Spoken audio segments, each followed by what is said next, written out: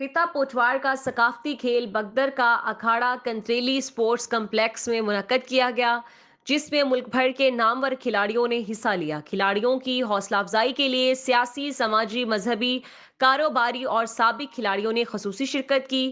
नौजवानों में खेलों का शऊर उजागर करने के लिए खेल के मैदान आबाद और अस्पताल वीरान करेंगे।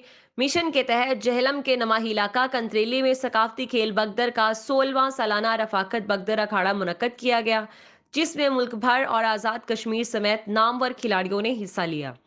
अखाड़ा में नौजवान पहलवानों की हौसला अफजाई के लिए समीउल्लाह फारूकी, डिप्टी कमिश्नर जहलम, सियासी मलिक जमील आवान, साबिक मेंबर कौमी असम्बली चौधरी नदीम खादिम, साबिक मेंबर सूबाई असम्बली मलिक खावर शहजाद, सदर Jhelum chamber of commerce and industries Jhelum, Sheikh Ahmed vice chairman cantonment board Jhelum, समाजी, मजहबी, कारोबारी और साबिक खिलाड़ियों ने खसूसी शिरकत की, जिनमें चैंपियन ऑफ पाकिस्तान पहलवान रफाकत पहलवान अशफाक ने लंदन से खसूसी शिरकत की।